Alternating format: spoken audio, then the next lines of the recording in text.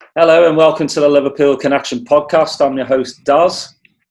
I've got Steve, my co-host, with me, and all the way from Berlin, we have, from the official supporters club of Liverpool, we have André Völkel. Good morning. Hi. Or afternoon for you now. Yeah, afternoon. How are you? I'm good. This is my second podcast today and my fifth coffee. So cheers. Oh, wow. So by the end of this, you'll be shaking. Cheers. Oh yeah, already. I love the flag. There you go. Oh man, that's brilliant. Yeah, I love what you've done with the Liver Bird. That's nice. I know people. If people are only listening to the podcast, beautiful flag, Berlin red. Love it. Let's get into it, André. Why Liverpool Football Club? Very good question. Always difficult for me to answer because there's so many small things that came together. It started with the city, listening to music from Liverpool, being in Liverpool for concerts. I was also doing tours in England, always been in Liverpool. And at some point, I grew up with football, and at some point I was always fascinated with English football. It was not so well known in Germany, only when European Cup was going on.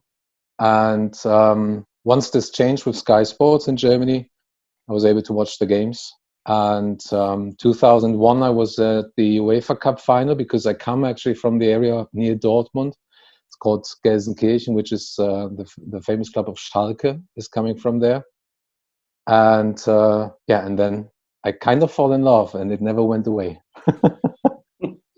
So you've been through the ups and downs. Yes, mostly. I was following Liverpool, but the first years not so frequently because I was working a lot and I wasn't able to watch all the games and read the newspapers so many times. So it took me probably after 2005, I think, until 2007 or 8 or something, where I started getting into it again. Went to Anfield there the first time and visited the city more often. And in 2010 I moved to Berlin, and you have a direct flight to Liverpool, just 2 hours. Mm-hmm. And and then it all started much more. So you obviously you've been to Anfield. Yeah. How was your first experience? Because me and Steve always like to know, when you walk into Anfield, or even like, the morning of the match, you're there, you're in Liverpool. Tell me your first experience. I have to go a little bit back because it's connected with my love to football. I've been following Schalke a lot in the 90s. So we won the European Cup, the UEFA Cup, and football is very huge in western part of Germany. There's an industrial area of Schalke, Dortmund. It's around the corner is Leverkusen and all these bigger teams that you know. And I kind of lost it there because I got very much connected to Schalke. Knew some players, knew manager was in the neighborhoods and everything. So it's a very famous manager, Assauer, who recently died, and he led the club to European kind of glory for 1 year, and always kind of getting into it. And when I lost this connection, I was happy that I could follow football again for a time, but I didn't want to be connected too much with this, like too much with the personnel and what's behind this, the finances and all this. Obviously, we also had some downs in Liverpool with this, but this first day I came too late to the stadium. It was 2008, and it was Newcastle, and I missed the "You Never Walk Alone." that day. So I rushed into the stadium, and I felt I haven't been to a game for 7 years, live game, and I felt something like being home again. I always felt kind of comfortable in the city. I always felt nice with the people because they're very much like the people where I grew up in western part of Germany. Very honest, direct, fun people, and yeah. So I was in the stadium and I felt something, and I didn't want to miss it from that on. And the first time I listened to You Never Walk Alone was then 2013. That was kind of like my real first time, like just traveling to Liverpool for a match, just like having the pre-match pint, sitting in the pub, singing and everything. And it gets you the whole day. It's the buzzing you have. You just wake up, you have a coffee, and you know something is going to happen today, something special, or you hope for it. And yeah, and yeah, and you're just looking forward to see the people, to see a good match, to sing, to shout, and yeah, and this is what I then kind of missed the whole years before that, and yeah, since then never want to miss again. Have you been to a European night at Anfield? Yeah. No. I wanted to go to the Atletico game, but yeah, had to work and decided not to go, which was probably better for obvious reasons. Yeah, it's 2 reasons: we lost and the pandemic. Yeah. So yeah, probably good reason to miss out.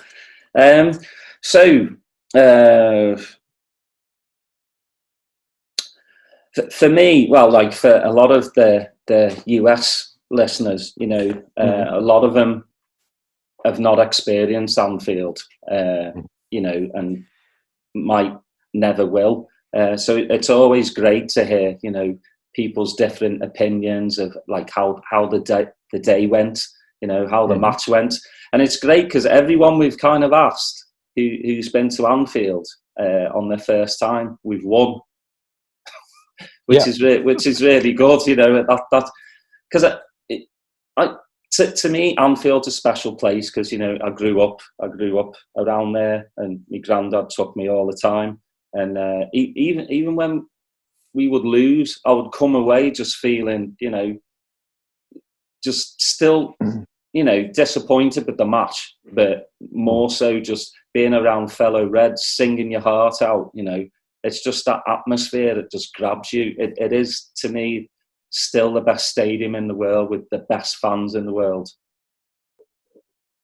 And, you know, and when I was a little boy, you know, you just imagine, like, you know, Liverpool's my club, but it's gotten so global now, you know. Never did I think a lad from, you know, who's part of the Berlin supporters group would love Liverpool as much as me, and it's so good to see. It's so refreshing, you know. Like it just is, you know. You can. We just had Kerry Elizabeth on, who travels the world, you know. Oh yes, with her Liverpool shirt, and the stories, you know, from everywhere. It's amazing. Like I just love this team, and I know you do, obviously. And you know, I can't wait to, you know, next season share it again with everyone. Yeah, I mean,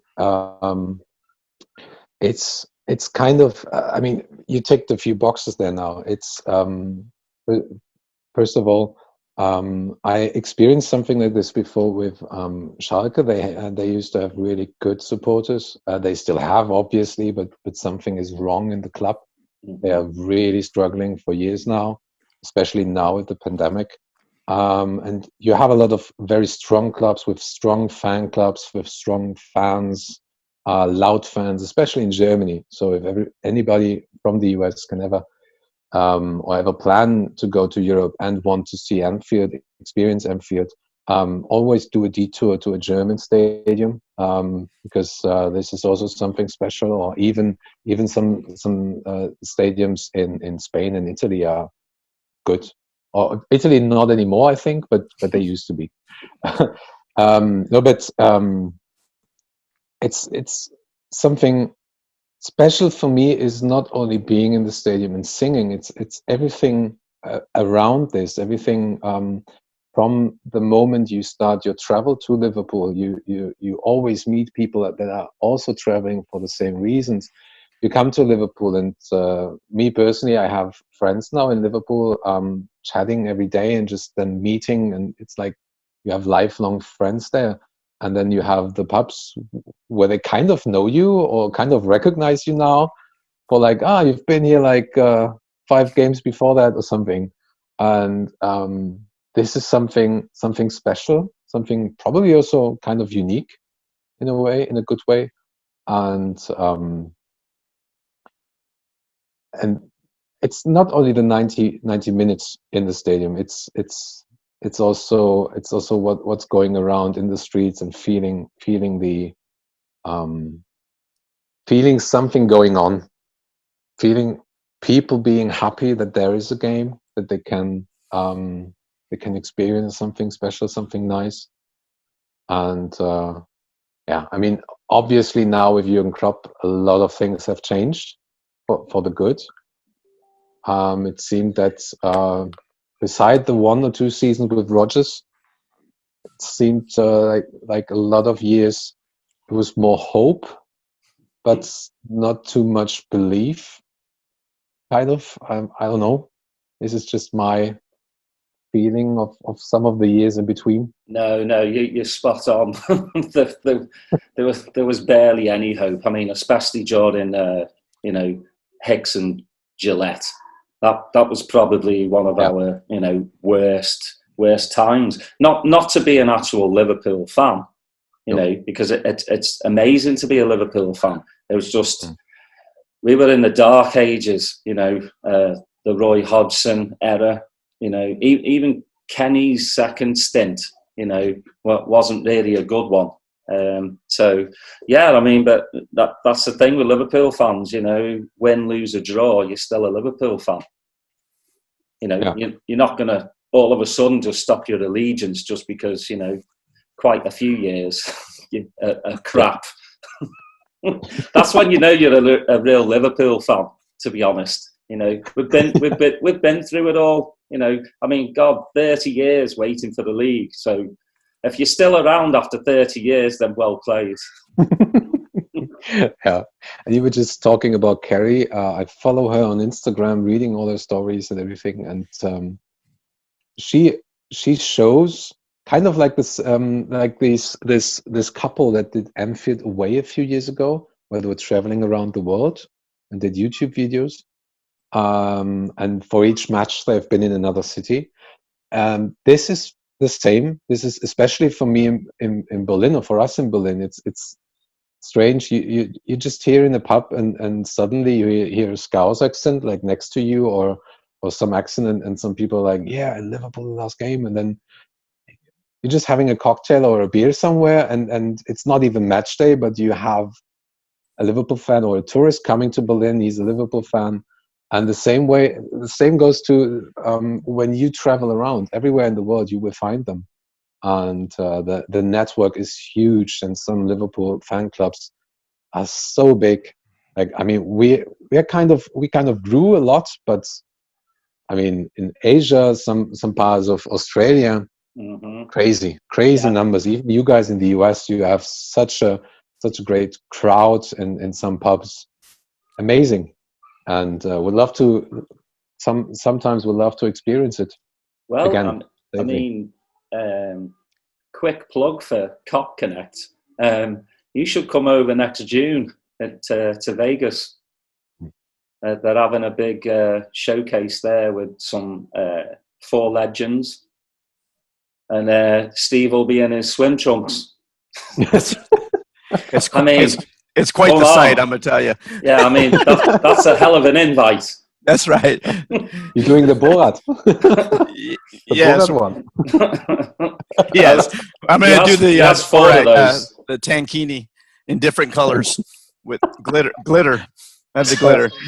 Hey, Andre, good morning. Guten Tag, wie geht's? You and I have been speaking together for quite a bit, actually, before this podcast started. And once we decided that we're going to have guests, you're one of the first people I wanted to reach out to you. In case some of the listeners don't know, Berlin is such a huge place in my heart because I've lived there for 3 years, and I was happened to be there the night that the wall came down in 1989. So it's always going to be a part of me, part of history, obviously, And so, but in a football sense, it was also the place that I fell in love with professional football. Practically as soon as I got off the plane in Berlin, I went to see Blau-Weiß in a match. And and then from there, it just started. I remember being amazed at the crowd, and then going the next match, I went to see a Hertha Berlin game. So after that, I was like, okay, I'm in, right? But I wanted to ask you about the club there. Kind of tell us the genesis of it. I know you mentioned that it's been an official OLSC since 2016, and so. Can you kind of tell us how that was created? Where do you guys watch the matches? Because obviously Berlin is such a big city now, that it could easily handle, more than one place to view the games. But I know that you guys have a place that you call home, and so can you just kind of give us the history of your supporters clubs there? Mm. Yeah, actually, it all started with Scousers being in Berlin and watch the games in some pubs, and at some I wanted to watch the games. Sometimes I had to work overnight, or I had to work during the games, or like in between. I had to work, so I said I need a break for like 2 or 3 hours.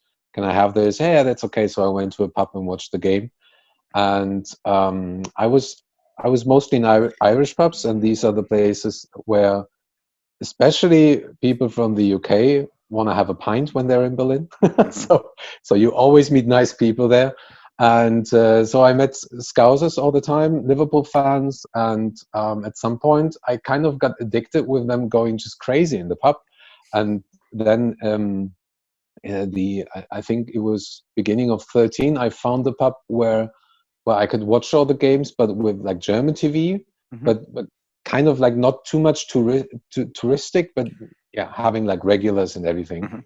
And started the Facebook page, and then suddenly you had a bunch of people there, and they're watching there, and they came back, and then people started following the Facebook page, and they said, okay, where's the next match? And I had to organize it and said like, okay, I'm going there, or I won't be there, I will be working, or will be traveling or something, so you guys can look it up there. And then it grew, and throughout the season, we nearly became champions that season.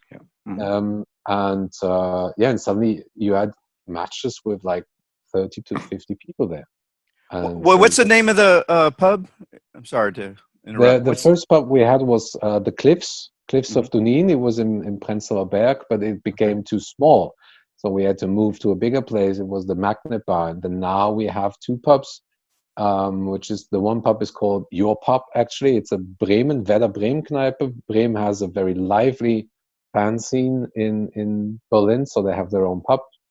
And then we have another one, it's called Kate, or Aunt Kathy. It's if you want to translate it in English. And this is also a big pub with like extra rooms for us where we can hang the banners and everything. But this is like now this season, or it was this season. But before that, it was a lot of years. It was the Magnet mostly for the bigger games, and we had some games. Especially, I remember the Dortmund game, for example, the second match where we won in the last minute.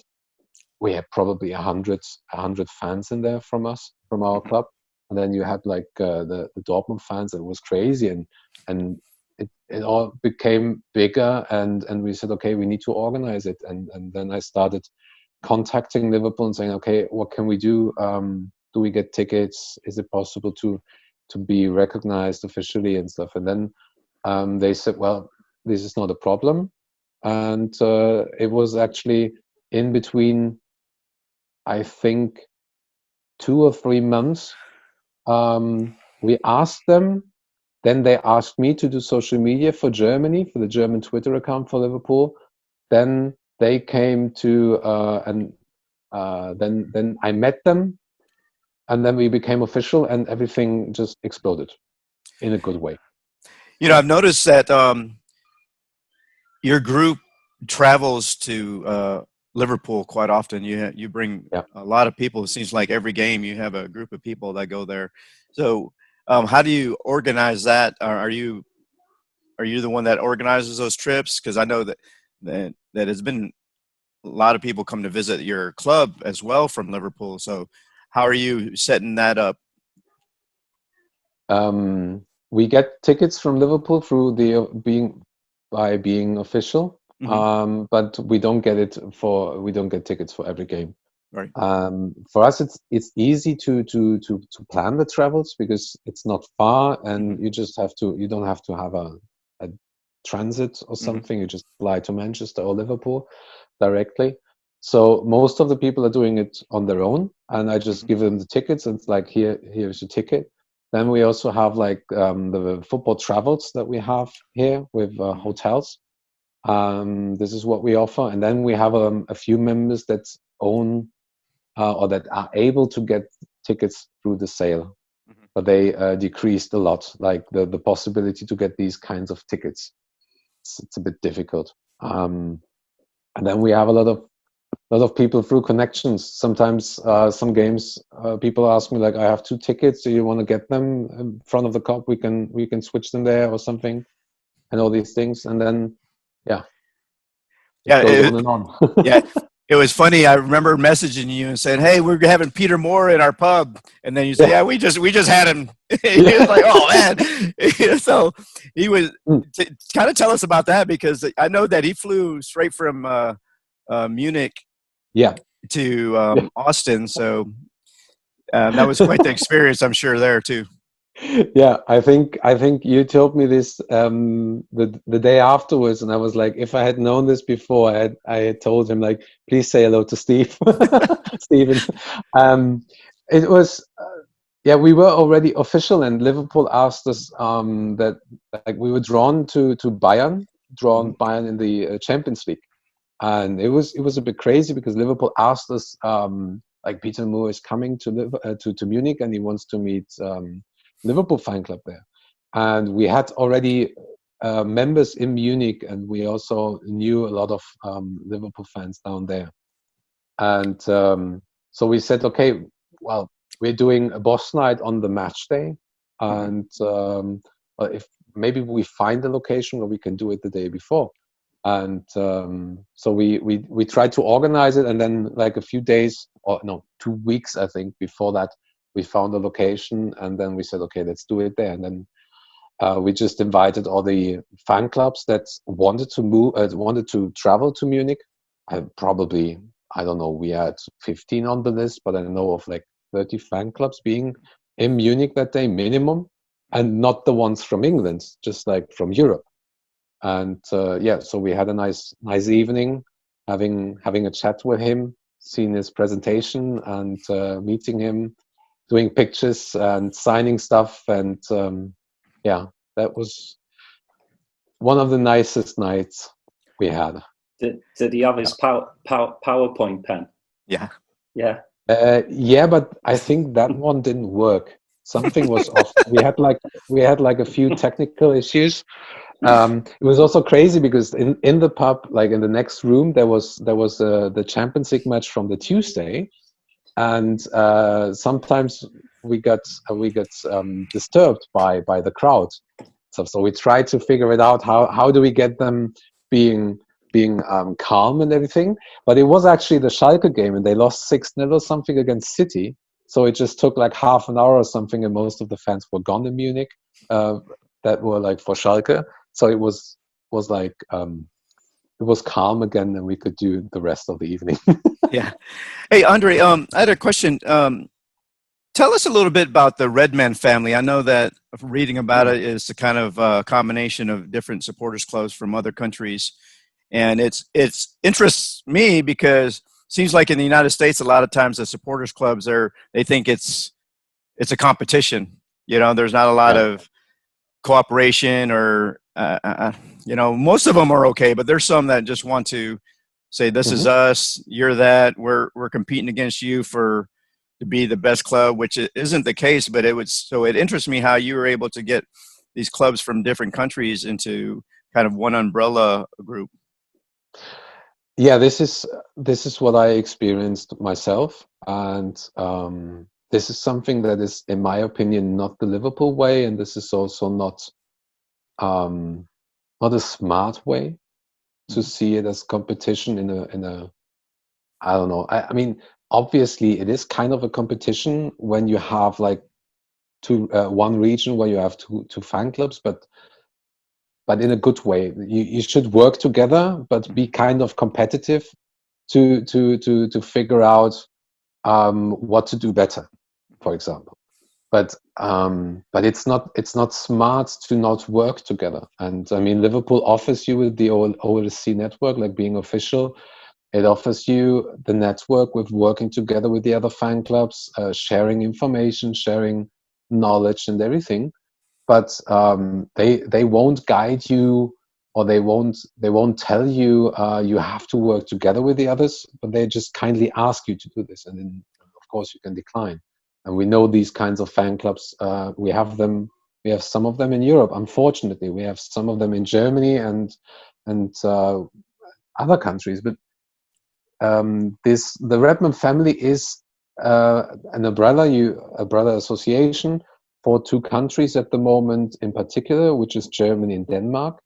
But we also have fans and work together with fan clubs in Austria, Liechtenstein, and Switzerland, because most of these parts are speaking the same language as we do, kind of like Canada and US. But there are kind of like differences in culture, obviously. The Danish people, they of course speak Danish, but then we have the connection with the English. And for us, it was important to thrive forward and to say, this what we have in Berlin, for example, or this what we have in Copenhagen, and all this. We want to bring this into every bigger city or smaller city. We want to bring the people together, because obviously for us it's much easier than for you guys to go to Anfield or to go to Liverpool, England, to travel around Europe. But still, it's not that easy. It's not easy. Most of our members only get 1 or 2 tickets per season, which is a lot, but sometimes they only get 1 ticket. And so we want them to experience the Liverpool way. We want them to experience being a fan and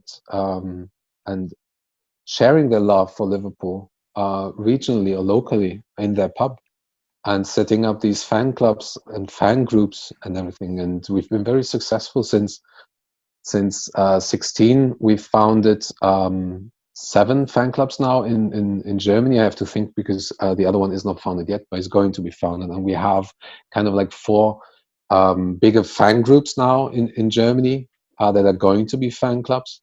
And in Denmark, it's much crazier. It's 17 now. 17 fan clubs, plus there is another 1 or 2 that don't want to work together with them. And for us, it's much easier to have this mass of people, but locally attached, because you can go to partners and say like, okay, let's do a partnership. Let's find something. We want to do merchandise, so everybody has the possibility to do this. We want to have solidarity among us, so the smaller groups can flourish, getting these kinds of banners for their region.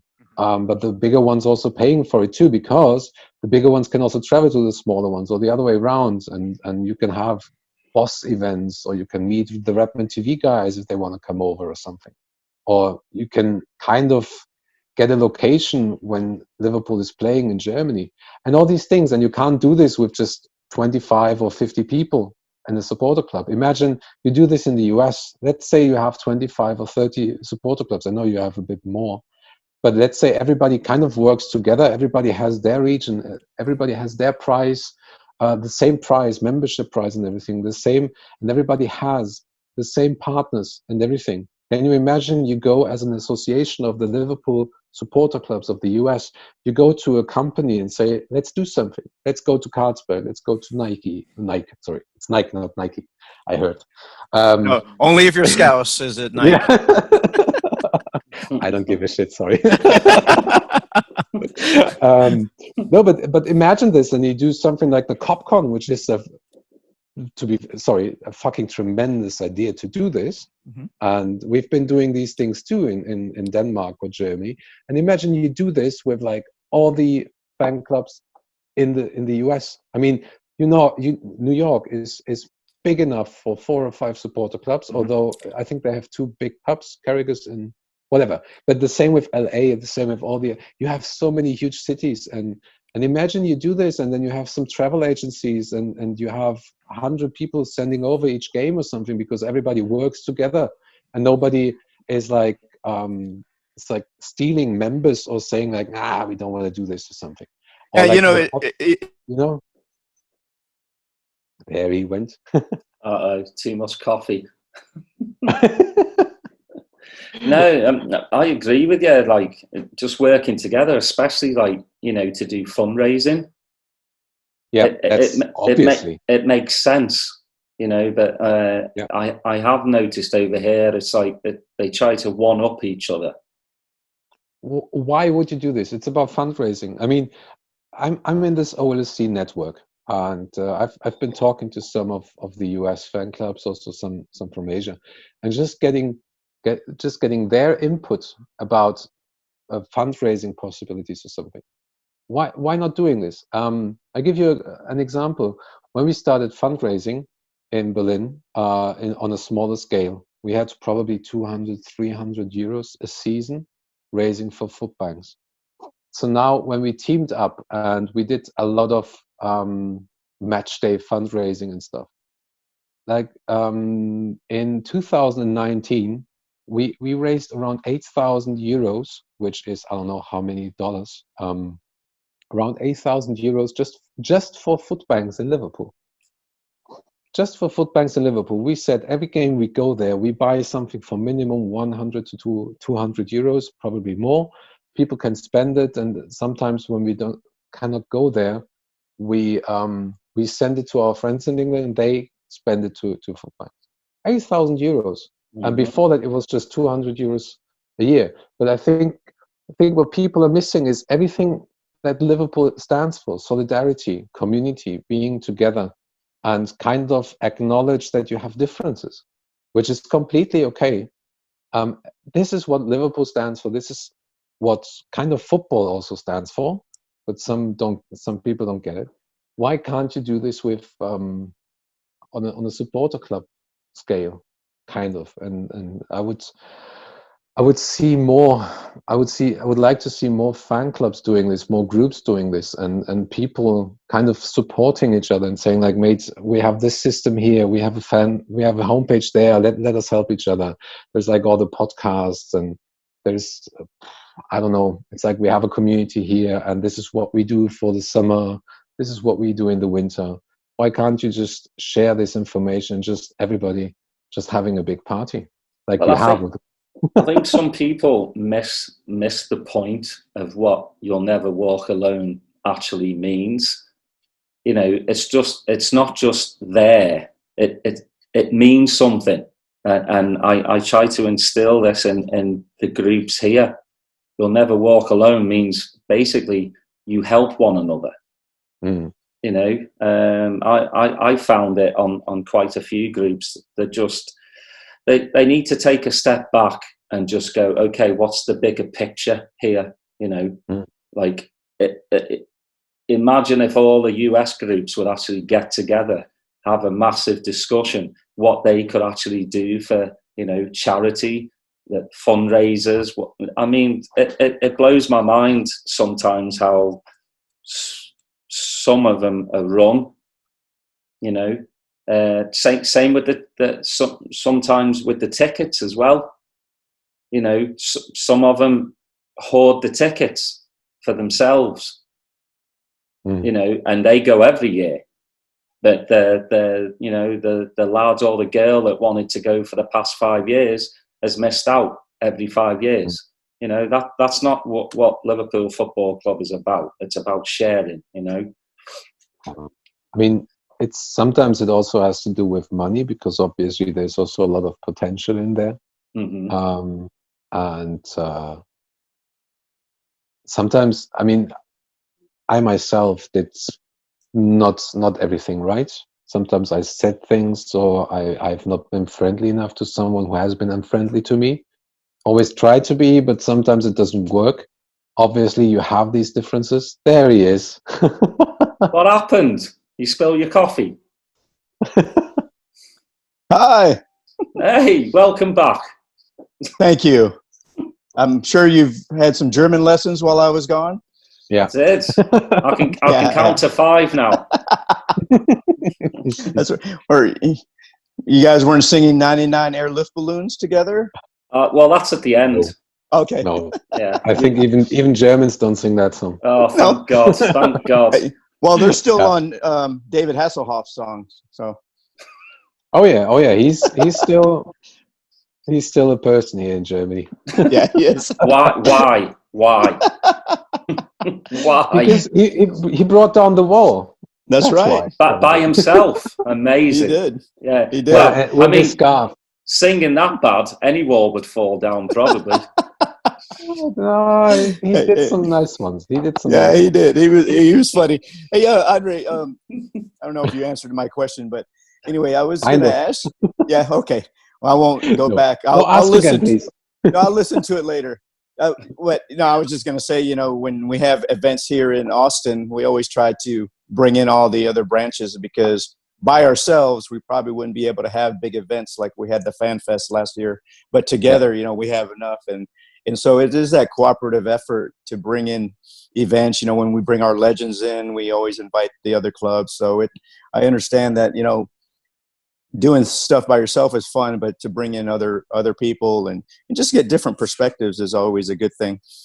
So I was going to ask you, you know, Jurgen Klopp, obviously, you know, our manager now, and he just never ceases to amaze us, just the type of coach he is and the type of person that he is. But can you give us, you know, being there in Germany, you know, a lot of the fans just know him from the Liverpool since 2015. But he came up managing at Mainz and then going over to Dortmund. And I think a lot of people just don't grasp how big he is in Germany. Can you kind of go over what he means? Because I know he advertises quite a bit in Germany as well. Oh yeah. He has like 3 or 4 partners now. I think he just signed something with Adidas. Then he has Erdinger. He has an insurance company, and what was the other one? I forgot. Whatever. Yeah.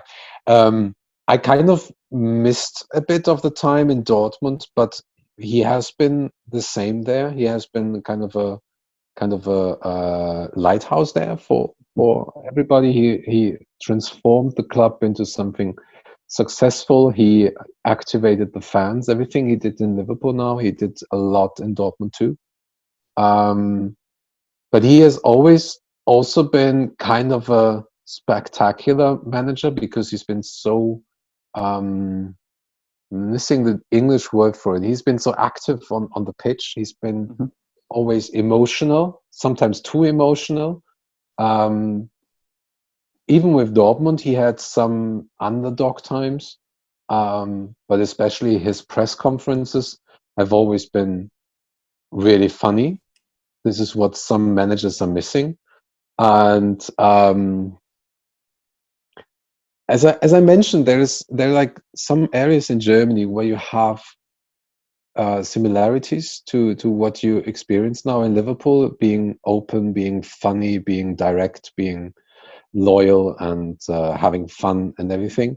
And so he fit into this with Mainz, he fit into this with Dortmund, and he ticked the boxes with the fans. He always addressed things when he was allowed to, obviously, or when he should do this, and this probably gave him a lot of credibility among the fans. And this is what you experience now. I mean, the tone in the press conferences, the tone on the pitch, so many things changed with Jurgen Klopp. And this is a time now where people are looking, or especially football fans, not only Liverpool fans, but a lot of the football fans are looking for just someone who speaks the truth, being direct. Stephen is gone again. It's because he's on his iPhone. You got to let me back in the room, man. There you go. I promise to behave. Now he's in there double. Oh, look, you got double. Yeah, my good side. There you go. Okay. Yeah. Oh, but this has been in Dortmund. This has been the same, and he polarizes people, which is also a good thing, kind of. But you have a lot of people in Germany that don't like him as a manager. And Stephen's gone again. Yeah, it's his thing today. Yeah, probably. Oh boy. Yeah, this happens. So professional, Steve is. I forgot something a few minutes before. I was in the thing. I want to finish this. It's when it comes back to the supporter clubs, it's the same with Jurgen Klopp or with Liverpool. The most important thing is to acknowledge that you do something wrong, or that you did something wrong, you made a mistake or something, and then you're trying to fix it, and you just talk to people, and you try to solve this and work together. Okay, sometimes it's not possible to work together, but sometimes, but at least you can kind of find a way to coexist. And this is very, very important, I think, also for fan groups, because there is enough space for everybody. Oh, exactly. Well, I mean, we're all humans, and we need to get along. And I mean, for me, for the good of being a human, and for Liverpool Football Club, it only enhances. Yeah. And you're back again. Yeah. I had to check my notes. Yeah. Sorry. The internet at my house is going back and forth, so I'll just stay on the phone for the rest of the show. But hey, André, there's been rumors about signing Thiago this summer. What do you think about that? Him as a maybe you've seen him a little bit more than we have throughout the season, and what do you think about how do you rate the rumors? I rated the rumors as nonsense at first. Okay. But then they kind of never went away, and it seems that like one or two sources are saying like there might be a possibility, but still I think although it would be a good signing, a very good signing, we don't go for it, probably because we also we're in such a financially difficult time, and especially Liverpool is one of the few clubs of this caliber, top 20 probably in Europe, that try to work responsibly with money when it comes to transfers, when it comes to the corona pandemic and all the things around this, affecting this. So it could make no sense for them to sign Thiago. I don't know the finances, and as I recall, Jurgen Klopp didn't know what to spend a few weeks ago. They're probably now trying to get a backup for Robertson. So that seems to be one of the signings that are more suitable for them, or that are more obvious. Personally, if they sign Thiago, that will be a great transfer, in my opinion, because Thiago is a very good player. But yeah, I'm not a manager. What is your opinion of, you mentioned Liverpool being responsible, fiscally responsible, and then you read about how Man City really got barely fined for breaching financial fair play. And it just kind of, for a lot of fans, it leaves a bitter taste. Obviously we we dominated them this year. But then right after they got their fine, they're spending £100 million on players again. And so what do you think on that? I think football leagues is not over yet, and we had some reports in Germany that some of the mails and stuff is getting out even after after this jurisdictional decision.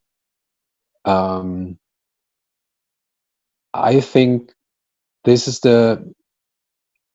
let's say it like this: they can spend as much as they want. Next season is going to be a very special season again. If they win it, let them win it. But I think every true football fan knows that this is not the right way, and this is also something very bad for European football. And I know of a lot of people who don't want to get into this kind of football anymore, or not too intensive again. It's like the financial side was one of the reasons why I couldn't bear watching and being too much engaged with Schalke again, because I grew up with them. And I think I still hope that something is going to happen to City. Something is going to happen with financial fair play. But to be fair, we have to live with this, and just be proud that Liverpool tries to do it a little bit different, or probably a lot different to a City. It's depressing, kind of. It's like it seems so easy to organize everything around this. It seems so easy with financial fair play, but then it's so complicated. And it's like you can see this in France. What's happening there with PSG winning the league all the time? Doesn't make sense. That's boring as well. Why would you? I mean, same with Juve as well in Italy. Same thing. Every season, winning it, because they have the money, Well, you have the same for Bayern there in Germany, which is crazy because, it's that league is set up more of a social experiment, but they seem to always get the players.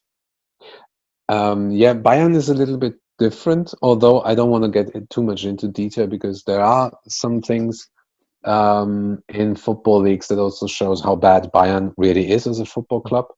But to be fair, what they did right over the last 20 years is they did not go into debt. And this is a good thing, I guess. I'm not sure if it's 20 years or 10 years, but a long time. But yeah, something is wrong with the system, obviously. I mean, we're talking here about solidarity among Liverpool supporters. We're talking about solidarity with the community and everything. And football always kind of is a mirror of society, and also is kind of a thing for everybody in society, from young boys and girls to very old people, for everybody, rich and poor, and should always be. Actually, that's the beauty of the sport. But the system itself, it's not about solidarity. It's not about being fair or anything. It's not anymore. Yeah. We'll have to see. I know last summer Liverpool didn't really spend any money either, and look at what happened. So I don't buy into the sky is falling if we don't sign anybody this summer. Obviously, a lot of people do have that mindset, but I'm not one of those. So, well, that's the thing. You've got the FSG haters that just for some reason hate them, and I have no idea why. Like, you go online, and obviously social media has opened up the keyboard warrior group. I don't understand. Look, we spent 7 mil on Minamino. That's it last season, and we won the league at a canter. People are saying we need to spend this amount of money to challenge again. No, City need to spend that money to challenge us. Chelsea need to spend that money to challenge us.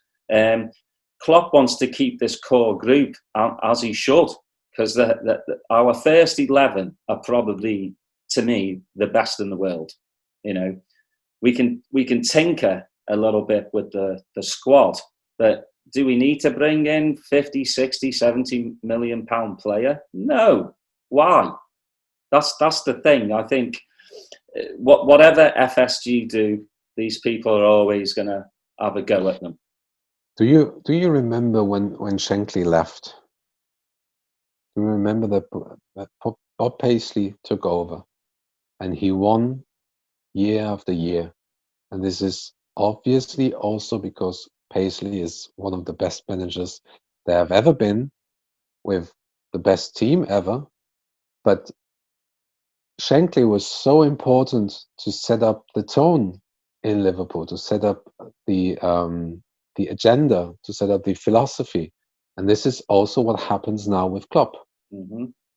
This is, obviously he's been compared to Shankly. Let's keep that out of the discussion. It's more what Klopp is doing is so much more like this. And I'm very happy to see that this is still possible nowadays. This is possible that managers can do this, that they've been given the freedom, and obviously FSG have. You don't have to agree with everything that they do, or with most of the stuff. I don't know how Boston Red Sox are doing. I don't know what's happening behind that. You don't have to approve this, but you have to acknowledge that they've been doing the most important things. They've been given Klopp the freedom, the whole manager team the freedom. They've been given Michael Edwards a task that he's like the mastermind. He's the James Bond of transfers. It's crazy. And that'd be great on a t-shirt, though. Yeah. Oh yeah, there you go. That would be brilliant. Yeah, but this is something that people need to see. This is not EA Sports FIFA or this is not the Football Manager or anything. This is the real life football club, and it's great to see that like some of the changes Liverpool are doing, or some of the things that they're doing over the past years, have been strong on community as possible as they could. Obviously, they did some mistakes there. I know, everybody knows, but being strong on the team, strong on the academy, Kirby, trying to get the stadium right now too, in 2 years or something when they start the stadium now. Trying to do some more things. They missed out on the women, of course, yes, but this is not the reason why I hate FSG, or this is not the reason why I hate Liverpool, because something is happening there. But they did so many good things, and people, I think, always focusing on action, on transfer madness, and always like 100 million, 200 million spending and clickbaiting. This is, I don't know if I'm too old for this shit, but really, it's crazy. I'm nearly 40. Well, you're younger than us, so you can't be too old for this shit. But I remember watching. I remember watching Lethal Weapon because of this. Oh yeah. All you have to do is go an hour down the road from Liverpool to Manchester and just see that throwing money at players is not the answer. You know? Yeah, and they have such United. Sorry, right, to say right. this, So United. yeah, that's what I'm really talking about. United, that they've spent $1 billion on transfers in the past 5 years, and they're not anywhere closer to winning the league, and they're in debt, up to their eyeballs. Their debt service on a monthly basis is more than every other team that's in the league. So there's a way to do things, and you have to really appreciate it. But I know for some people it'll never be enough.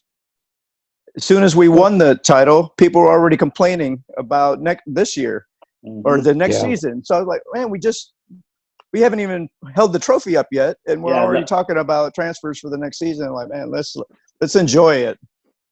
Yeah, but it's also spending $1 billion, and even if United or City win it next season again, for what price? For a price are they doing this? Not only for the price of $1 billion or whatever, but also, I mean, I know some United players and United fans, and they've been so detached to the club. And this is something. This is like something big for us. We have the possibility to be really attached to the club, and of course there is like some community football teams now where fans have said like, I want to go and see football and not pay 50 quid for the cup. Of course, I totally understand this and I support everything. I don't think that they're acting. I think they should act more on this. But it's the same with United, where you have fans. They say like, no, I'll just go to United of Manchester because I wanna stand there and sing there and want to be attached again to a football club. And this is going to happen everywhere. People like, I mean, I know young people that have been started being fans because of a player, and they move with the player. They move the club with the player. And this is strange. This is strange. Everybody can do what they want. Free culture, but this is kind of strange. And yeah, we don't let those people in our pub, so just kidding. Hey, hey, André, I know we have to get off the line here pretty soon, but wanted to ask you. You just mentioned that you have a podcast as well, I believe. Is that right? Yeah. Yeah. So you want to plug it on our show so we can have people listen if it is offered in English and in German? It's only in German, unfortunately, but Okay. if you have like German listeners or people that understand German or want to learn German, they can look for Scouserfunk on Spotify or where are we? Apple Podcasts, for example. And also, if any of your sorry, someone called me. I don't know why. It's a phone, obviously. No, but if anybody of your listeners want to come to Germany or is in Denmark, just look for redmenfamily.de or .dk, and you can see where our fan clubs are. You can write us. And since we have a partnership now with Hotel Anfield, if there is a time where we can travel safely again, and anybody of you is in Liverpool, go to Hotel Anfield, which is around the corner of Anfield, obviously, on Anfield Road, and we're going to have a pint there soon, hopefully. Well, since we mentioned Cop Connect to you, please let us know when you have an event for your Red family, and Daz and I are always willing to put a stamp on our passport and do a show somewhere else. He's always willing to wear his mankini, so that's right. even in cold weather. Yeah. Hey, I lived in Germany before. I know how cold it gets. So I didn't have a mankini then, though. I just can't wait till we all can travel again. Yeah, safely. Yeah, it'd be nice, because as soon as we know, about the parade, we're on that first aeroplane back. So, when do you think this is going to be? Oh, the parade. Mm-hmm. What do you think? I mean, some people are saying October, but I think that's too soon. There's just no way, maybe next February, March. It's a weird one. We have to wait and see, because obviously, I think there's going to be spikes in England. It's going to go. There are already again in Liverpool. Yeah, because nobody's wearing a mask. Everybody's like the pubs are just open like they used to be. It's just they haven't thought this through really, and same here. It's just a big like clusterfuck. Like I know in Germany you've kind of got a handle on it. We've been fortunate, but the funny thing is now people starting again talking about these things, that they don't want to wear masks, or that this all is just a stupid conspiracy or anything. And guess what happens? The numbers are going up again and people are dying again. And I don't know if people are too stupid to see it or they're just ignorant. But when Corona started, from the day that the Atletico game was in, I have been completely at home for 3 months. I just stayed at home. I didn't even go out for just getting a pint somewhere or whatever. Just ordered everything because it was necessary to do so, and a lot of people did in Germany, and we've been very fortunate. And but still we've been affected, and I cannot. I'm feeling a lot. I know a few people from the US. I'm really anxious about you guys there, and I hope you get this under control soon, and everybody stays safe and stays calm, and kind of just listen to the intelligent voices out there. Yeah. and just stay. Everybody has a garden in the US, please. Like, no, but you guys probably have like nice houses and everything, or whatever. I mean, if anybody doesn't know what to do at home, just start watching a good series or something. Start reading a book. Listen to a podcast. Yeah, learn German. No, don't. Yeah. It's way too complicated, even for me. No, but let's hope next year is something where we can travel again and meet up for a drink. Yeah, hopefully, we can celebrate number 20 all together. Right? Yeah. Speaking of that, André, what are your predictions for next season? I just read, the 5 sub rule now, that's gone. All the shareholders voted for 3 subs again. Is it? Oh, yeah. Oh, okay. Yeah. I thought 5. Okay. Yeah, it's 3. They all voted. So I would have thought they would have stuck with 5. Yeah, me too. So I think we get the Community Shield. Mm-hmm. We win that one. I think. Are we in the club World Cup again? No. Is it? Yeah. It's not this. Yeah. You have to win the Champions League to get into that. But didn't they change something that the winners of the last 5 years get in now or something, or is it just in a few years? No, I don't think they changed that rule, Andre. Maybe in a few years. Who knows? Whatever. No, but I think this is going to be a narrow one to the last 3 days, and it's probably us against City, United, and Chelsea this time. It's like a fight among 4 clubs. Yeah, and number 20, big parade, double parade, and with Champions League trophy, FA Cup. I don't know. Next. Cup. I want the FA. I want the FA Cup actually. Because I want to get back to Wembley. Again, if there's no fans, that whole like mystique of going to Wembley, like I used to go, travel down to London was just brilliant. And then if you don't have fans, then why play at Wembley? Mm-hmm. just play somewhere else. But I think we'll do it. It'll be a lot closer than it obviously this season because Man City are buying like 20 new players. It's insane. I mean, I read yesterday. They've already bought 2, and they want to buy 4 to 5 more players. Yeah, and they're still not winning the Champions League. Yeah, exactly. But that's very indicative. Yeah. That just shows you how far behind they know that they are from Liverpool, that they have to spend that much money again.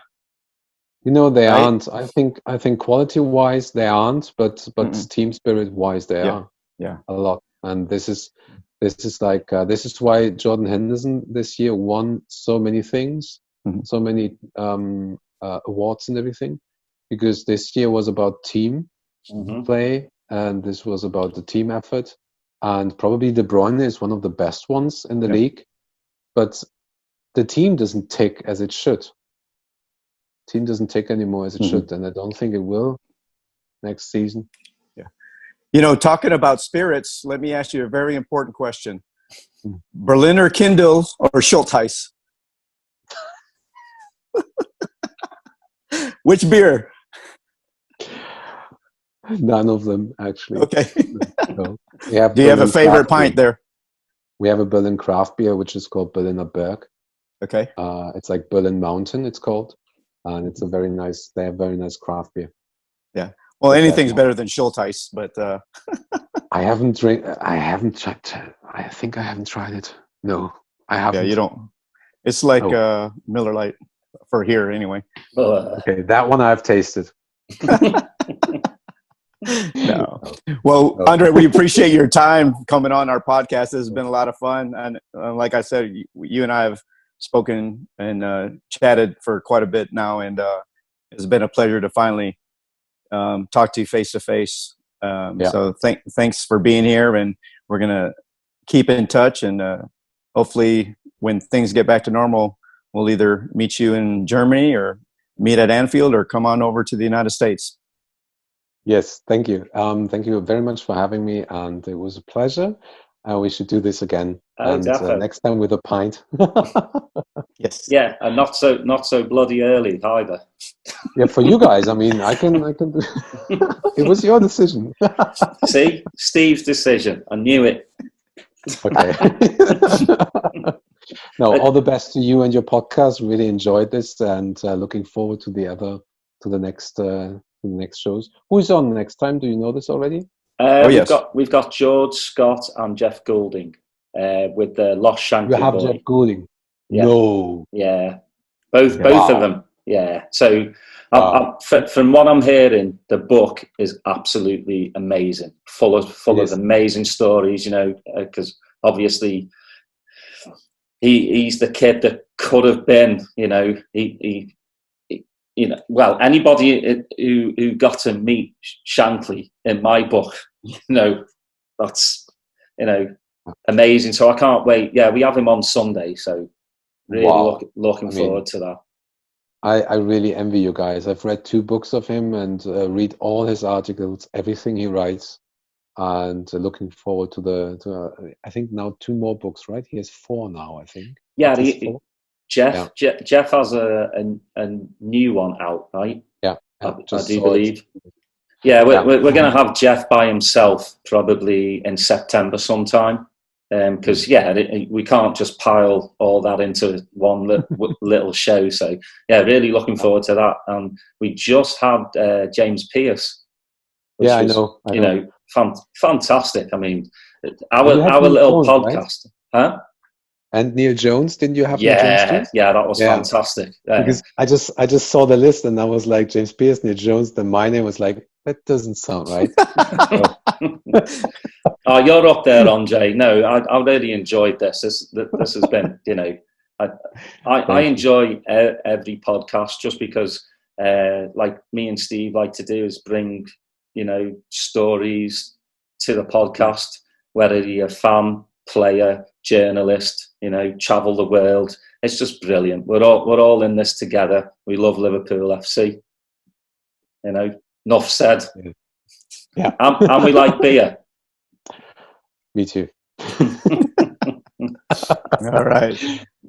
Okay. Well, thank you very much. All right. Cheers, André. Yeah, cheers, André. Bye.